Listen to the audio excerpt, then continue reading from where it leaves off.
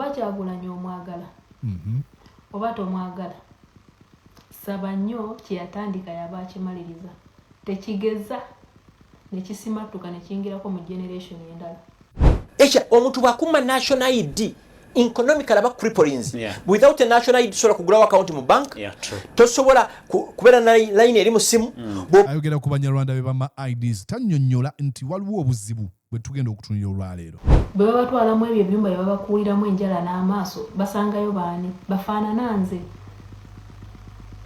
ani yakuba Ashraf Kasirye n'amugongo baz'omutwe ani yatta Frank Senteza damu Abanyarwanda abandaba essaawa eno eno ensonga temugizanyiramu kuba tuli bannayuganda 10 ku 10 nosira drone ejjudde eva Rwanda tayinaako biwandiiko nakamu ayina byeri Rwanda tayina bbalwa n'emu evudde ku board emugambye ndi jangu omale wiiki 2 wa 3 mu Uganda olyokoddeyo nga tayina na kimu kyayina.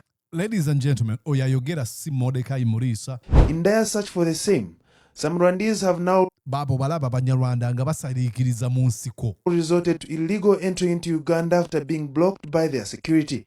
Now, Frank Gashumba, please come out and tell us, how do we make sure that we differentiate you? Why am I government? I need take yona or identifying abantu.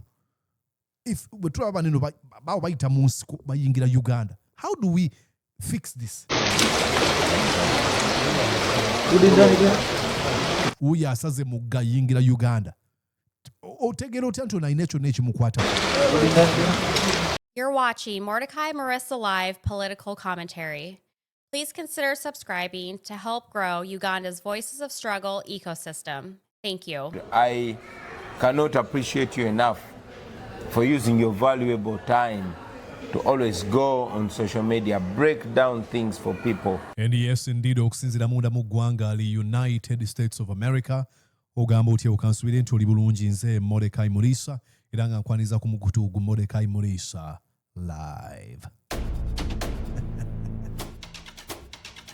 yonna gy'osinzira okubeera nga ogoberera nkwebaza nti weebale nnyo weebalire ddala mwenna abeegasse ku mukutu guno nga muyita mu nkola ya subscription. Thank you so much. Ate mabagenda mu maaso n'okuwagira ebikolebwa wano nammwe mwebale abeegasse mu nteekateeka ez'enjawulo ze tugezaako okukola ku mukutu guno. Thank you so much for being a part of the family. So mwenna abakyagezaako okusindika ebirowoozo tugende mu maaso abawangudde tubakulisa congratulations. Ate abakyasindika let's keep going forward. No time to relax. All right. Twamaze ddo okweza oyinza olaba eno video nga tumaze okweza abantu emitwalo 310 now. That's pretty impressive. I don't take that for granted. Mwebale nnyo mwenna abasubscribers. Channel twagigulawo omwaka guno nga bamaze okutuba ku channel yaffe enkadde. Eri mu mutwalo gumu mukenda. Ani amaze ddo okweza emitwalo 310. Mission ya kweza emitwalo 5 before the end of this year. Kisoboka.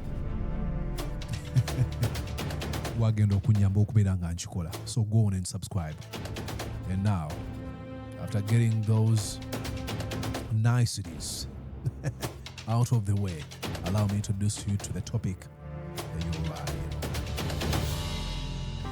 Ladies and gentlemen, olwali tugenda kwogera ku kyempita the Rwandan question.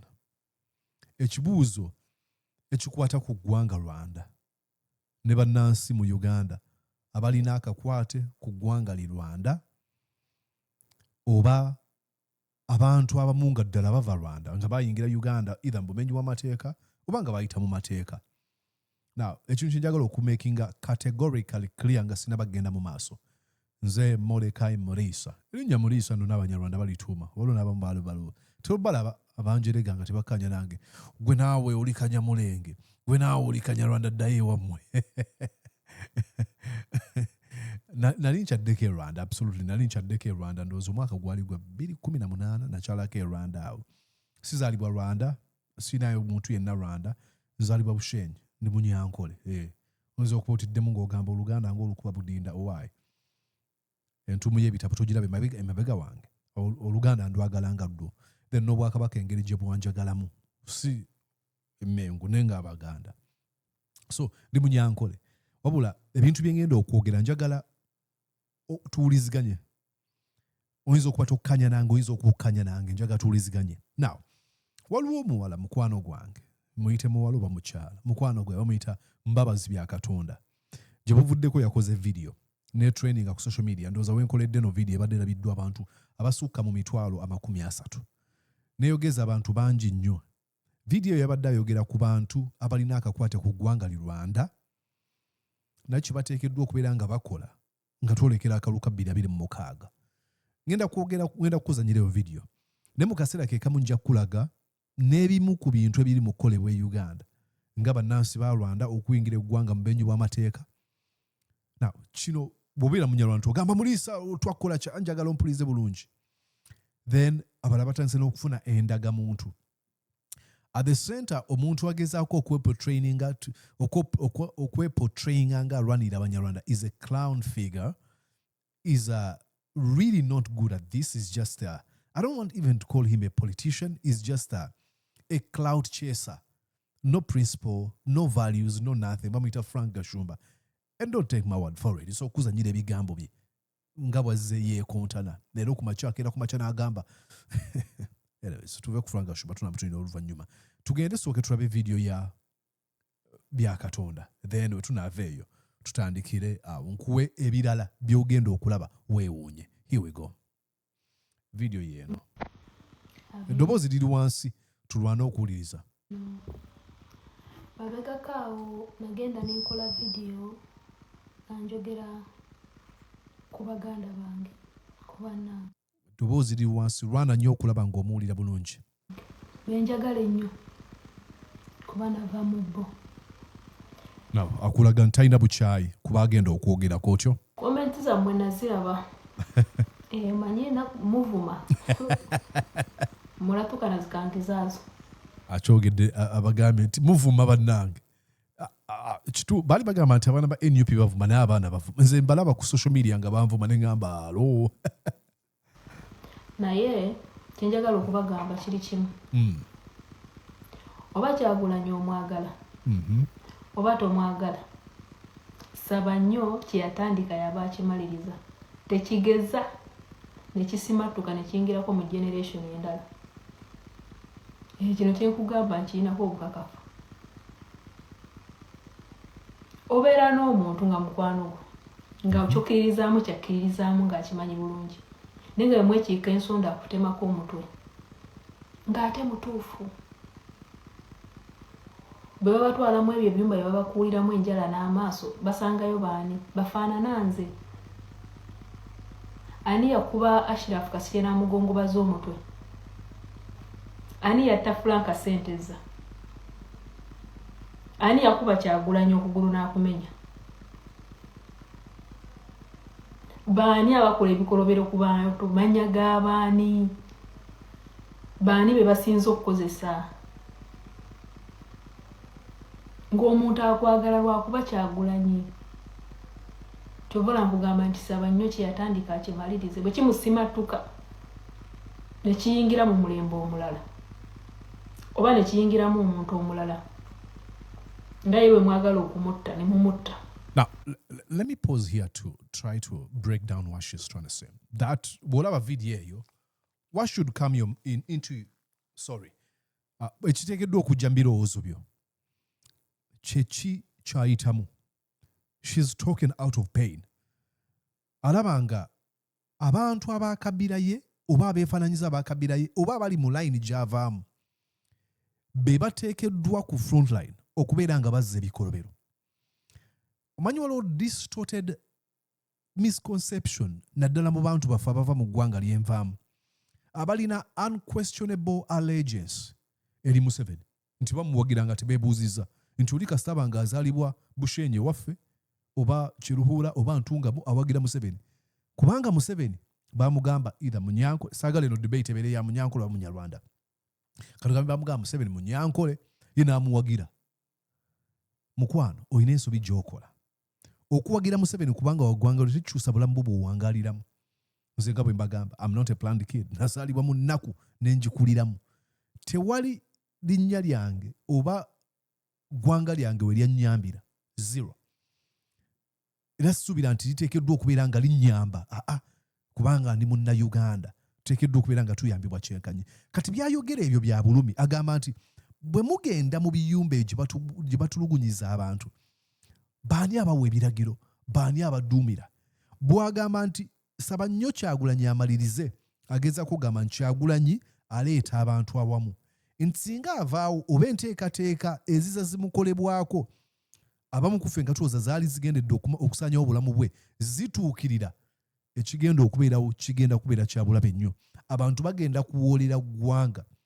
Abantu ojja basanga balina obukyayi kunze Mordecai Muriiso olw'okuba ndi Munyankole ng'abantu bagamba mmwe mwatutama mwabazze batuwamba mwabazze batutulugunya.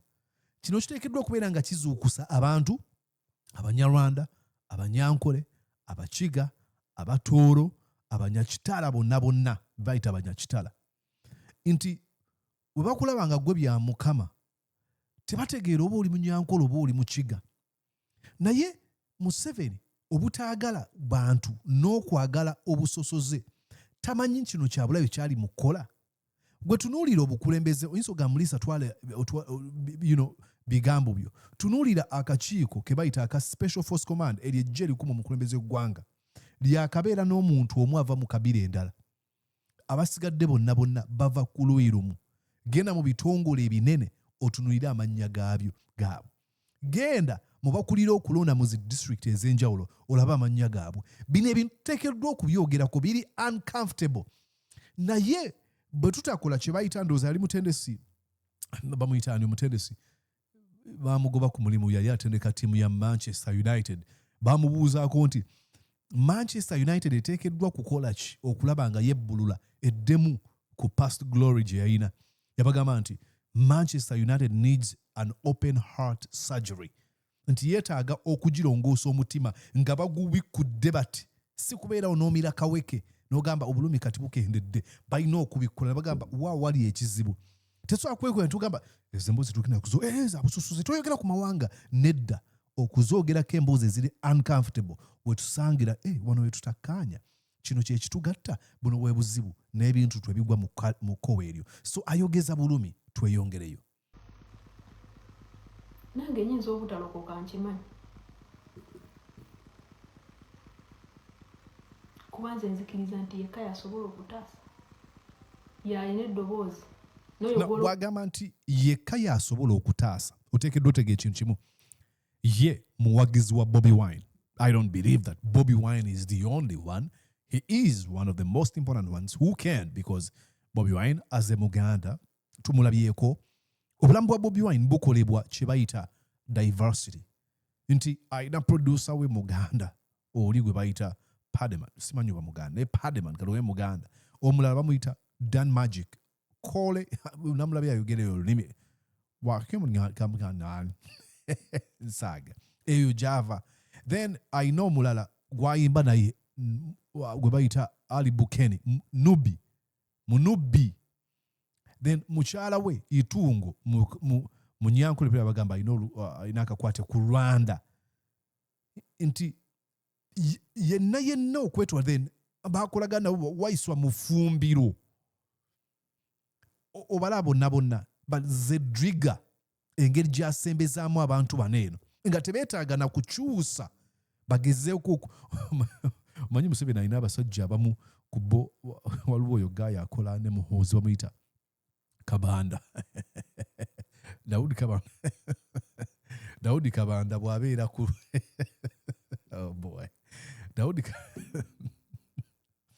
that's so funny. Nja kulaga abalaba video najukolako nga Daudi Kabanda bw'abeera ku TV mbu ye ayagala bamutwale. Omanye dda waliwo ebintu nga omuntu ye mbu bw'abeera Munyankole mbu kitegeeza wamaanyi oba ki Kabanda amanyi okukyusa accent.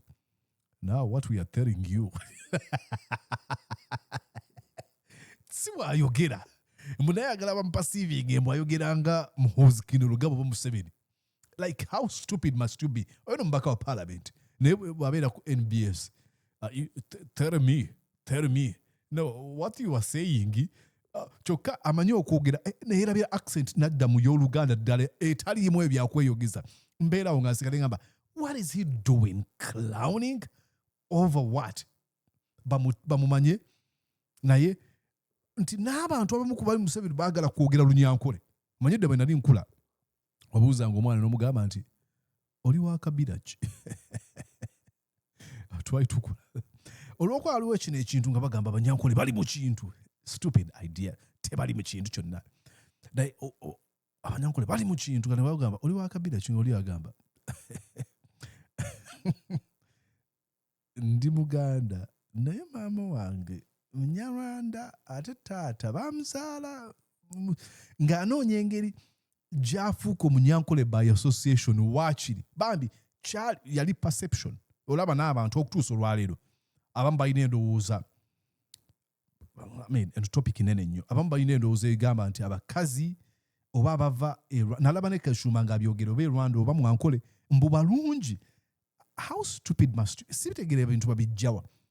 Shakespeare tugamba nti beauty is in the hands of the beholder. Singa be baali abalungi singa tebawukana singa tebaba na divorce naye colorism ne body features zebakuteeka mu mutwe gw'omanyize ennungi nti ennyindo eri bweti ennungi oba emimu egiri bwegiti byonna temuli omuntu bamwagala ku lwa kikyali si ku lwa kikyafaanana. Ntuuseeyo nti etuddeyo wali owozesaako talina maanyi gayinza yimiriza abantu bintu bye mubatuusizzaako ti bwe nkugamba gwe n'ovaayo n'ovuma sikunyiigira kuba tomanyi singa omanyi wandyebase ekiro ky'olwaleero n'olowooza bulungi bw'omala ugenda oshakira omugabo witwa makanika w'umunyamulenge kuri uyu munsi ari hehe wumva amagambo yajya gavuga nawe ahagarika imitegurire y'Imana Katonda gw'ataddewo teyasobola kumugyawo bw'omala ovume manyi bwe muvuma temulowoozeza. Amazing. I love how she does it. I love folks like her who are really unbothered. I mean, njagala otuuke kweyo level nga ekivumo you either laugh oba omuntu obugamba kale nkulese vuma but kyayogerako ensonga nene nnyo eyo video nga bwegambye wano wenkuzanyidde ebadde emitwalo 30 eri liked by over 40,000 emitwalo ena egy'abantu kati wetwagala okudda ku kintu kye bayita the Rwandan question. Njagala ombuulire ladies and gentlemen abantu bagamba mutuwalana temutwagala Abaganda abawalana Abanyarwanda stuff like that. Frank Gashumba n'ayogera mutuma ID. Actually, let me show you here. ID. I don't know why. But ladies and gentlemen, ekintu kyonna bwe kibanga kigenda kolebwanga Frank Gashumba yakirimu. Omuntu bwakuma national ID economically aba cripples. Without a national ID sola kugulawo account mu economically. Simanyi. Today one. Omuntu bwakuma national ID economically aba cripples. Without a national ID sola kugulawo account mu bank. Tosobola kubeera na line eri mu simu. Ayogera ku Banyarwanda be bama IDs tannyonnyola nti waliwo obuzibu bwe tugenda okutunira olwaleero. Boguze ettaka tusobola diteeka mu linnya lyo so y'ensonga yatutte wa speaker. Era mu Abanyarwanda abandaba essaawa eno eno ensonga temugizannyiramu kuba tuli bannayuganda 10 ku 10. Newe etuuse weewaawo Frank. Etambudde etuuse mu parliament. Bwagamba nti tuli bannayuganda ku 10 ku 10 alina byalekayo. Look, musemateeko ono ngenda kulaga muyina waneeno ngenda kulaga we boogera ku Banyarwanda bannansi ba Uganda absolutely. Naye alina byalekayo ebyenkizo bingenda okulaga kati. Na bagisindisa tugende waneeno. Kweyo ensonga gyali mu kwogerako naawe. Lwaki abantu abamu babama IDs tuulizeeko waneeno. Ono gwe ngenda okulaga ye Kabale RDC Residential District Commissioner. Sigenda kulaga muntu ayogerera NUP muwagizi wa Bobi Wine. Ngenda kulaga omuntu akolera Museveni bamuyita Major Godfrey Katamba. Era njagala osomao. Major Godfrey Katamba has cautioned NIRA staff against enrolling Rwandan nationals in the ongoing national ID renewal exercise, citing security threat, population and economic. Katamba has also warned staff against extortion, revealing that 2 individuals recently arrested for such offenses will soon be persecuted. Ono yagamba banira bali mulekerawo okuwandiisa bannansi b'eggwanga li Rwanda wakati mu nteekateeka okujja obujja endaga muntu mulekeraawo. Now let's listen in here. That form, because in effect they will even override the amenities of Uganda. You find that when you get a registration certificate through ID, then you are able to benefit from our fewer natural resources here, land and what. The constitution says whoever is a Ugandan can buy land. So therefore you find if this is an unnecessary registration or careless registration can lead to population explosion in that form, and which can also finally override the amenities of the host country, the country that these people are registering in. So it is a serious security concern, but we are trying to arrest it. But I also appeal that this is our function as a district, because I'm the head of the DMAC. Okay, DMAC is the one that heads registration activities. But what we are condemning is the integrity of the staff now in NIRA, because one would say who would curtail this? We are the ones, but the integrity of the staff on Saturday after this. Ayogera kukuwandiisa wakone eminga staff ya NIRA kyali mu kwogera ko nti bali mbowa a national IDs mbawadde ebintu byonna ebyandibadde binyumirwa munansi nga yabiganyula. Incident, I met all the registration assistants at the NIRA and I told them, warned them officially and promised them that this operation will continue and we shall apprehend and forward them for justice in courts of law. And it is a serious matter that shouldn't be underlooked. In total, how much? In total, when you look at what was extorted in the whole district, we are trying to combine this. It goes almost to 90 million, because if a person is charged 10,000, from 5 to 10,000 to 20,000, it's much money. Awayiga ku extortion ey'abantu naddala abawo ensimbi nga bafuna national IDs. Of course, munansi waayo w'eggwanga lyonna yonna wabanga ayagala funa national ID ng'asoogulira abantu abagulirira. Oyo ayogera ebyo si munna NUP. Katugende awalala akatambi kaneeno abasinga kummwe mwakalaba. Let's listen in to hear to what this gentleman says. Okay, I think I have it. All right. Abantu basinga okuva ebweru bajja bazizza emisango. Baba duse ekibambulira ekyeri nga muzi wati wa musango olusi yatta muntu tomanyi Rwanda mubaleeta nosira drone ejjudde Rwanda tayinaako biwandiko nakamu ayina byeri Rwanda tayina balwa nemwe evudde ku board emugambye ndijango male wiki 2 wa 3 mu Uganda olyokoddeyo nga tayina na kimu kyayina. Ladies and gentlemen, oyayogera si Mordecai Murisa, si muwagizi wa Bobi Wine, si gamba nti akoyira opposition. Agamba drone zisomba abantu nga zibajje Rwanda ne zibaleeta nga tebalina bye boogerako. Frank Gashumba bw'avaayo n'ayogera batuma IDs. Does he try to diagnose this? Does he know that people abantu okuva e Rwanda bayingira mu ggwanga mu menyi bw'amateeka? Abo tubanogere tutya eddagala. Ladies and gentlemen, nga bwe mbagambye, siri wanene okugezaako kugamba nti abanyarwanda tebateekeddwa okubeera nga tebanyumirwa. Nga bwe gambye, let me read you here. Amawanga agali mu Uganda, I'll show you here nga tetunaba kuddako gentleman. Musemateeka Uganda Constitution mu third schedule article eye10 enyingo mentioninga amawanga aga Uganda era kangasome gana amawanga ge gateekebwa ge batuma gannansangwa bwe bakola semateeka owa 1926.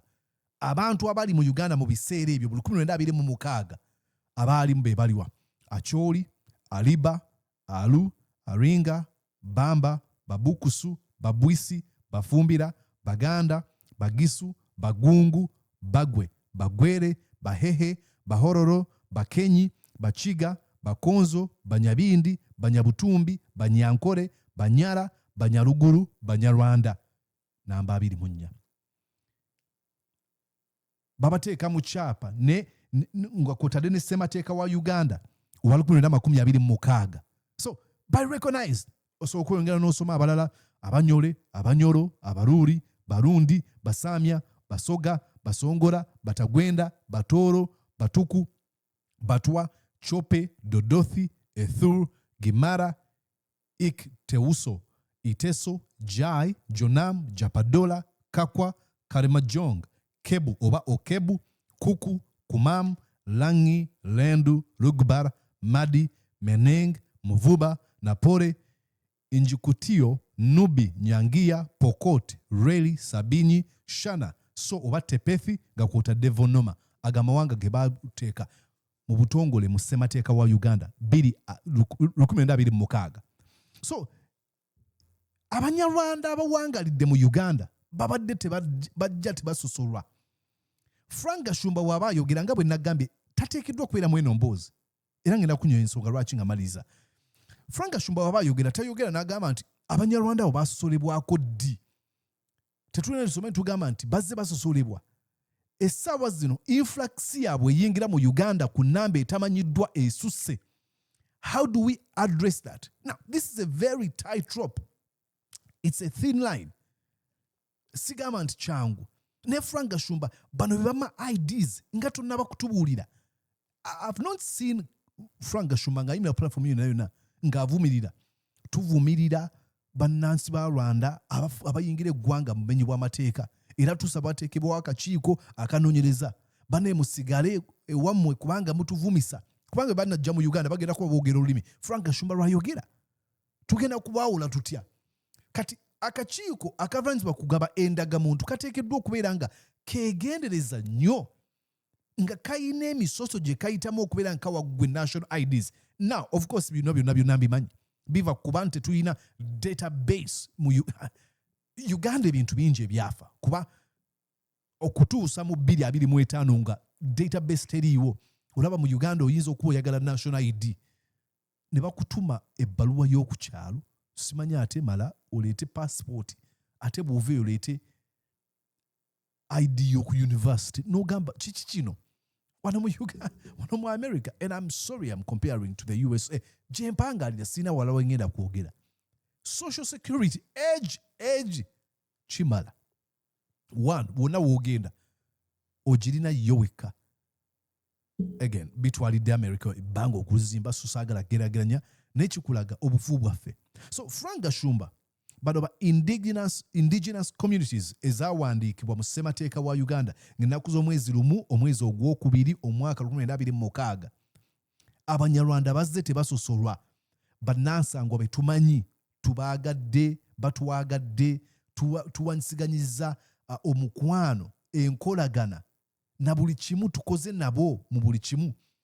Kiki ekireese mu kana akaseera okuba nti baagala kusosolebwa? That's the question you should answer. And do you know ekimu ku kyenjogeddeko kyekino ekizibu? Muserikale agambye nti emmotoka drones zisomba abantu zibaleeta tebalina kiboogerako nga bava Rwanda. Gwanga kyeteekeddwa okukkiriza bwe kityo? Gwanga kyeteekeddwa okubeera nga lina open borders? Gwanga ki? Ne mbateeka mu mafaamu gammwe eyo. N'omusinga nalina bw'ali mu hoteri akola. N'omusinga mu lodging akola. Simanyi Kakeeto oba akyayina omulimu kuba ebyo Museveni omuntu oyo agenda kufaako bale ayina ku nnamba ya Kakeeto amunnoonyeza mpe ku nnamba ye. Ngenda kusoma ennamba eno bale tomperezako ekintu ekirala kyonna. Buli lwe nsoma ennamba yange abantu ebitundu ebisinga bimpa ensonga njawulo nnyo okujeema nsabidde ennamba. Noonya ku mukulu Kakeeto. Mpandiikira ka message +1 712 303 7831. Ku WhatsApp +1 712 303 7831. Mpereza ka WhatsApp njagala mukulu Kakeeto tunyumyemu ku akyaliyo. Simanyi kyogera kuba nakyo.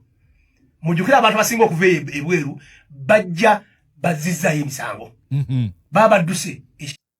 Frank byateekeddwa tubuulira nti tuba tutya omuntu kubanga kino ekintu kizibu nnyo nti gw'ogenda okujja mwangu nnyo bw'aba atuuse e Uganda okulimba nti nze nzaalibwawa Kabaale. Abanyarwanda abasinga bagabwanga mu district okuli Kibaale, Kanungu, Ntungamo, Kabaale. Ate abamu ku bo sibanenya n'abo bennyini abasangibwa mu Uganda mu 1926 okuba nti tebaali ojja kwebuuza lwaki tebaali kitundu kya Rwanda ng'eggwanga. I'll tell you, abasajja abakuba map ya Africa tebafaayo nnyo ku indigenous tribes zaffe ne differences tulina n'ensalo era ojja kwekanga n'okutuusa olwaleero wakyalo conflicts monga ag'enjawulo. Abaganda nga bakyagamba buyaga ne bugangayizi yaffe. Ojja genda Mwankole nga bagamba ekitundu ekyo ku Tooro oba ekitundu ekyo ku Bunyoro akyaffe. Ojja kwekanga nga maapu zaakubibwa bubi. Abamu ku bo bamaliza bawangalira mu bitundu n'okutuusa olwaleero wakyaliwo enkaayana ku kazinga k'Emigingo, Migingo Island wakati wa Uganda ne Kenya. N'ebirala bingi nnyo bikyalina conflict. So ensonga lwaki abamu bamaliza Uganda then abalala beesanga nga already baali bamaze okuwangalira mu Uganda ebyeya n'ebisiibo nga baafuuka dda bannansi baintegratinga dda.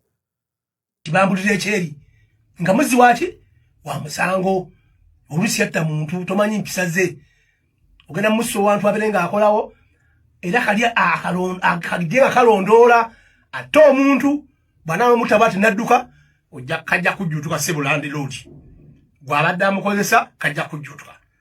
Abamu bafiira mu maloogi ng'ago omubuuza nti wamugjawa tamanyi n'amanya tagamanyi.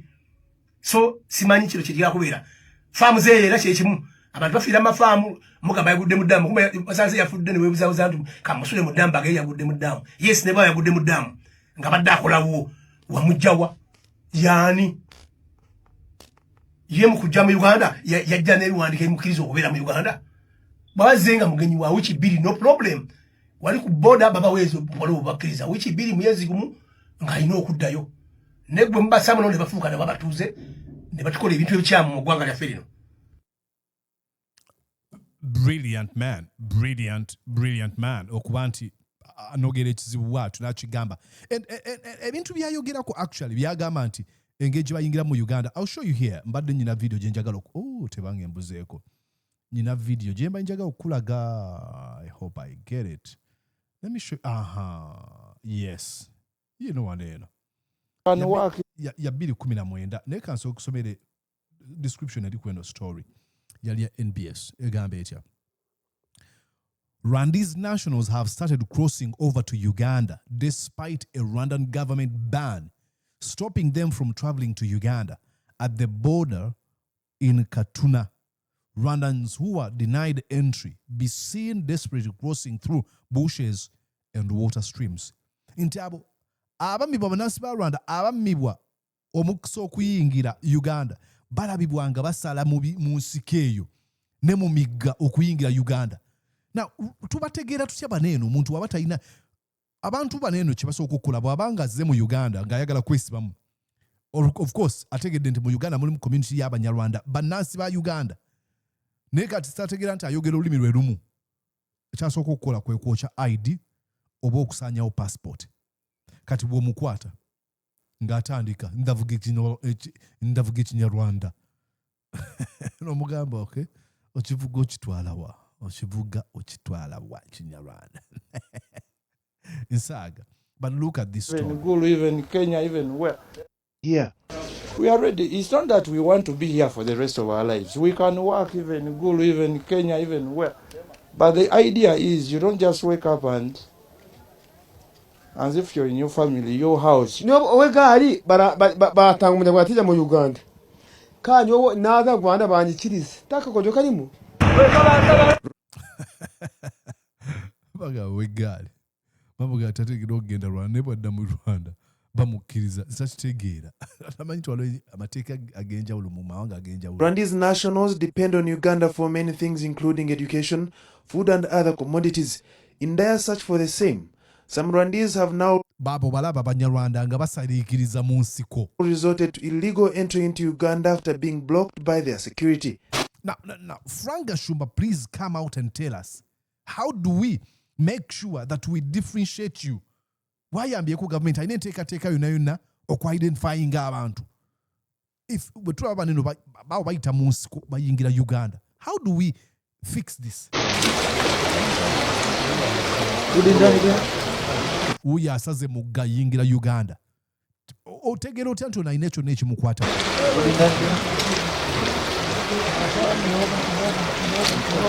Baabo mu nsiko yagange alinganga asala agenda agenda mu nnimiro ye mulengere confidence gy'alina.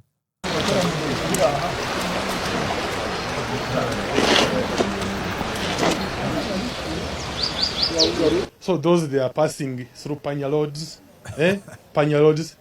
Mayor Gatuna Town Council, Inshagamba Sheja, Inshanga Basheja, Nsanga Basajja, okay, Inshanga Basheja Nelson, Naga Baita Mupanya Ag, Chageza Kugamba is explaining criminality now, Kulaga. Baita Mupanya, Chabuli Joe, what? They come to Uganda, they buy something, then they go back there. Oh. In Katuna town,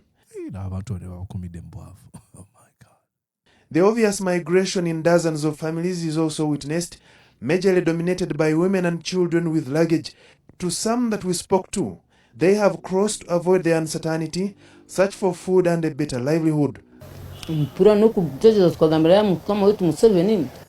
Look at their face. Mukama witu Museveni. Bakatuta motoko bakatuta mu mpunzi. Nge turaguma turabonabonera hano uya.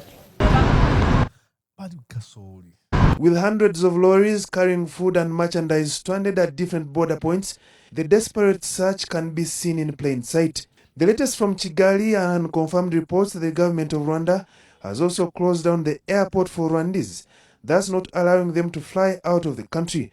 But in a phone interview with the Civil Aviation Authority, spokesperson Vianney Luja, flights from Entebbe to Kigali are normal. I'm standing right at the edge of the Ugandan border with Rwanda, and across the stream is Rwanda, while this side of the stream where I'm standing is the Ugandan territory, and this is where the trucks ferrying goods to Rwanda have been stuck for the last 3 days, with little hope that this impasse will be solved very soon. Jordan Mubangizi, NBS, live at 9. I think you get it. Echibuzo cha Rwanda, the Rwandan question, can only be solved if we do what Ralph Ragnick or Gwagu Manchester Chiagamba Chibateke Dukola, open heart surgery. Now, as an immigrant myself, in Zenduano America, in the immigrant, I understand. Sigeza Gamanti, but Nancy Rwanda, but Duke Chibabu, but Bimbwe, but Basusoliwe, you know, no. I would be the personification of stupidity. Immigrant myself here. If I do not feel empathy for people who are running from threats from their lives, I would be utterly stupid. But at the same time, I understand some of them could be actually coming to Uganda for nefarious reasons. Now, can we try to go dig deeper and know who is in Uganda and how? Can we talk to the Rwandan government and know or no avamu chitundu bwechiti? Naddala abo, of course, sigamba nti abantu abadduka ekibabu ne waliwo ayinza okudduka ekibabu e Rwanda naye kweka e Uganda kujja ku mutwe kuteeka ku kibegabega kuva mu sigiri kugwa mu kalaayi mbudduse Rwanda kweka e Uganda you know. So ekibuuzo kino nti kinene nnyo. Kagame yakulira Kisoro gye yasomera president wa Rwanda naye tuteekeddwa okumanya nti amawanga gano galina boundaries za njawulo. Ekisembayo kye njagala okwogerako eno emboozi eya Rwanda omuntu ateekeddwa okugivaamu bamuyita Frank Gashumba. Frank Gashumba talina yadde ttondo ery'obusobozi okutuula mu nsonga bwete. Diikula wedde emirimu. Simuvuma ye ng'omuntu ayinza okuba omusajja omulungi ne bwe kijja ku buweereza mu nsonga bwe ziti diikula. Talina principles. Ye muntu agamba omuntu agira Museveni mu binyoli mu siru biki n'agamba Museveni gwe nonda yekka. Ye muntu yennyini akugamba nti mubeereeyo musula mwengezi sina budde bwakubeera mu bintu bya mwengezi sima mu mabaala. Noyita owiiki n'agamba waliwo kakiraba okalikolola abanene ffe gye tubeera abaakabi. Akabeeramu bamaanyi nagenda mukwano gwange yantwala n'omugamba wagambye ki gye buvuddeko yennyini yayagala amanyi okubeera ondooza n'awulirawo ka radio n'awulira idea naye gikopa sina ddiini gye ndi muze Katonda sibirimu ebyeddiini ebyo sibirimu kanaawe sibirimu nze Frank Gashumba. Wiiki eddako musanga wa Bujingo ono musumba mugezi nnyo ono era Katonda gwakkiriza mugwenzikiriza talina yadde kyayimirako wadde neekya sirina kye nali ndabyeko ekintu kimu ky'osobola okuŋŋamba nti Frank ayimirira ku kintu kimu. Era singa abeerawo omuntu yenna amuwa ssente n'amugamba njagala otandika okunvumira Abanyarwanda bonna abavuma n'aboogoloza, ateekeddwa okugibwa mu mboozi zino eno. Tasaana kuzibeeramu. Abeera mu politiking, ayagala nnyo popularity, ayagala nnyo okwetwala okubeera ekyo ky'atasaana kuba. Emboozi bwe ziti ziteekeddwa okubeeramu gwe bayita bridge builder, not a divider. Frank Gashumba is a complete divider. Emboozi zino ziteekeddwa okubeeramu omuntu gwe bayita a human rights minded community centered activist. Omuntu afaayo nnyo ku ddembe ly'obuntu. Frank Gashumba wagira gavumenti ya Museveni ewamba etulugunya etteebuzaawo abantu. Yagenda okufaayo ku nsonga endala. Ensimbi zokka zimwerabiza bintu bye yayogera. Nakuzanyira video Frank Gashumba ng'akulaga obubi bwa gavumenti ya Museveni kale ssaawa zino gy'anoonyeza akalulu. Ateekeddwa okubeera ng'avaawo. Then omuntu ateekeddwa okubeera nga initiating a conversation bwe ziti ateekeddwa okuba a person with moral credibility, empisa nga zimanyiddwa. Nga bw'olaba abasajja nga bw'olaba Israel Mayengo bw'oyogera ku Uganda ku Buganda oba ogunywa Israel Mayengo baba katikkiro yali katikkiro mulwanya mulise mwogere baddani muliika. Frank Gashumba empisa saba we muzinambeemu mulimba muzibu oyo mbu yagenda okubeera ng'ayogera tekisoboka. So ndowooza byebyo nyinza okwogera n'ensulawo naye kyayogeddeko kikula. Kamaliriza Baganda bange Abanyankole n'Abanyarwanda Abakiga Abatooro, temuteekeddwa okubeera nabweya mu butaliiko kabuuza okuwagira Mwami Museveni.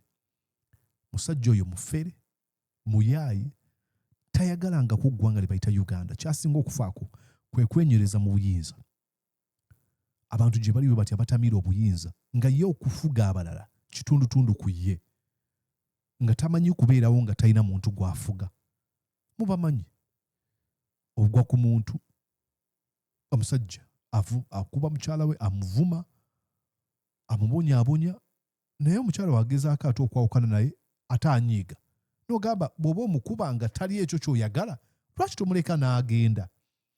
Ensonga lwaki tasobola kumuleka n'agenda? Kubanga mu birowoozo bye tasobola kubeerawo nga talina muntu gw'afuga. Ayagala ekyo tekiraga nkiraga obunafu nti yeenyooma. Tasobola kubeerawo okwekkiriza nti alina kyali okuwulira nti okwewulira obusajja oba obukyala muli kyali ateekeddwa okufuna omuntu gwakikakasizaako nti ondabye nkubonyaabonya nkola kino. Era abantu bwe batasobola okukwata obukadde nga 10 n'abukuba leero nakkuba olunaku olwokubiri. Takuwa nti kubanga ayagadde okukuwa, akuwa kubanga ayagala munda ofune ekifaananyi nze agabye nze ondaba. Kufuga kubonyaabonya kyekimuli mu mutwe. Video tewanvuye. Nazze kuyomba naye nsoose kulwana oba nazze kulwana naye nsoose kuyomba. Anyways, nze Mordecai Murisa ndowooza ate nkusiibule nze omuteeketeeke wali yankubirira ngamba engeri gy'alaba nga ndi muteeketeeke mbunaaba gy'alaba nga ndi muteeketeeke munaaba bonna bateekeddwa okuba nga bateeketeeke ba Galatiya ba kitiibwa. Nakkiriza absolutely nakkiriza era gwe ow'ekitiibwa omuteeketeeke omu Galatiya VVIP gwe abadde ndaba nkwagaliza okubeera obulungi. Genda maaso subscribe ku mukutu nja kuba nkusiima. Let's go.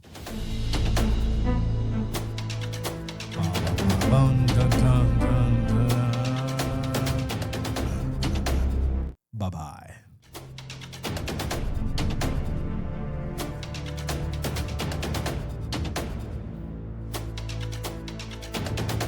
Did you enjoy what you just watched? I'm sure they did. I'm going to guess that you did. How about you consider subscribing to Mordecai Marissa Live YouTube channel? Thank you.